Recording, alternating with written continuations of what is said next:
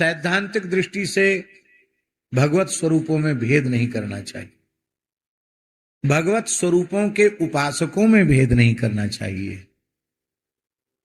समान भाव से भगवान की सभी लीलाओं का, संतों की, आचार्यों की सभी लीलाओं का आस्वादन करना चाहिए। किंतु उपासना की जो पद्धति है वो अपनी गुरु प्रणाली से जिसको जो मिली हुई है उसी से करना चाहिए। नहीं, बहुत से लोग ऐसे होते हैं, आपको सुनकर ऐसा लगेगा कि हम गढ़ करके कपोल कल्पित बोल रहे हैं, पर एकदम सच्ची बात कह रहे हैं। चंबल के बीहड़ में एक कायस्थ बमरोली नाम का गांव है। वहां एक श्री राम जानकी की जग्या करके बहुत प्राचीन स्थान है, सिद्ध संत वहां हो गए हैं। वहां एक संत थे, महंत श्री प्रेमदास जी महाराज, रामानंदी साधु थे, बहुत अच्छे संत थे।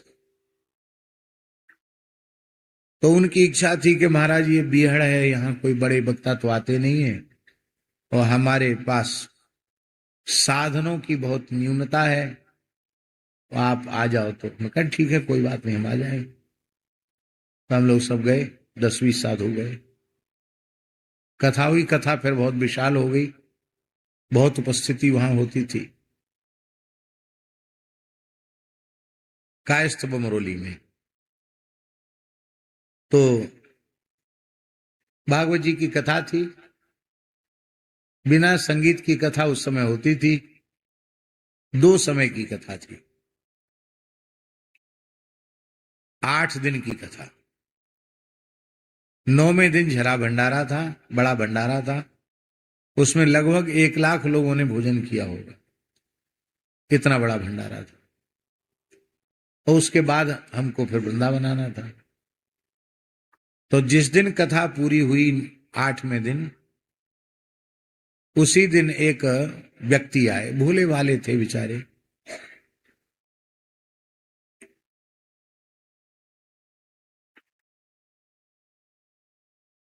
बोले महाराज हमें चेला बना लो। हमने कहा चेला क्यों बना ले, हम तो बनाते नहीं है इतने जल्दी, बना लो। कि क्यों, अब तक शिष्य नहीं बने क्या आप कहीं? बोलना है बाबा, 17 गुरु तो हमने कर लिए। क्या बोले? 17 गुरु तो हमने कर लिए, 18वें में आपके प्रति बड़ी श्रद्धा उत्पन्न हुई है कथा सुन के। तो हमने कहा कि 17 नहीं है क्या, आप पधार गए क्या? बाबा कहा बताऊं, जाको गुरु बनायो वही मर गयो।